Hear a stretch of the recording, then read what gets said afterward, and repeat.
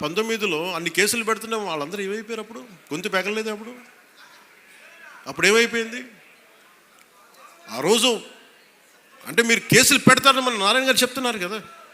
అందుకని ఇవన్నీ దృష్టిలో పెట్టుకొని మీరు ఈ అలయన్స్ని దయచేసి ఎవరు కూడా, జనసేన నాయకులు కావచ్చు, కుటుంబ నాయకులు ఎవరైనా కావచ్చు, దీన్ని దయచేసి బలహీనం చేయకండి. ఎందుకంటే నాకు చంద్రబాబు నాయుడు గారికి చాలా అపారమైన అవగాహన ఉంది మన ప్రజలను ఎలా కాపాడాలని.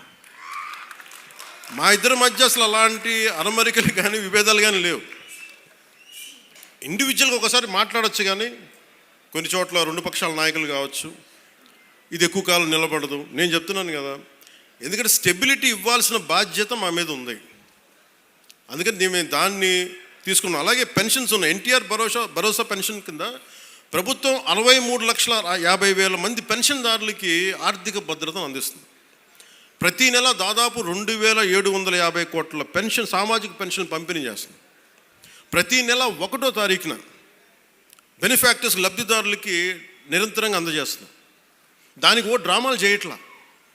మేము ఆ వ్యవస్థను పెట్టాం, ఈ వ్యవస్థను డైరెక్ట్గా అసలు గోల్ చేయకుండా డైరెక్ట్గా ప్రభుత్వ అధికారులు వచ్చి ఇంటికి వచ్చి తలుపు తట్టి ఇస్తున్నారు. అంటే గత వాళ్ళు ఏం చేస్తున్నారంటే ఇవి చేసిన విధానం కాదు అది. అలాగే చేనేత కార్మికులకి ఉచిత విద్యుత్ ఇవ్వడం జరుగుతుంది. మరమగ్గాలకి నెలకి 500 యూనిట్లు, మగ్గాలకి 200 యూనిట్ల వరకు ఉచితంగా. తల్లికి వందనం ద్వారా 62,27,000 మంది విద్యార్థులకి 10,000 కోట్ల రూపాయలు సాయం చేశారు. వాళ్ళు కొన్ని వేల కోట్లు దోచేసుకుంటా ఉంటే 23,000 కోట్లు, 25,000 కోట్లు మద్యం, కల్తీ మద్యం అందజేసి దోచుకుంటే మనం అన్నీ ఆపి, వాళ్ళ దోపిడీని ఆపి ఇక్కడ 10,000 కోట్ల రూపాయలు తల్లికి వందనం పథకానికి ఇస్తా ఉన్నాం. అన్నా క్యాంటీన్లో కనీసం మన డొక్కా సీతంలాగా మనకు అన్నం పెట్టే క్యాంటీన్లు అవి కూడా తీసేశారు.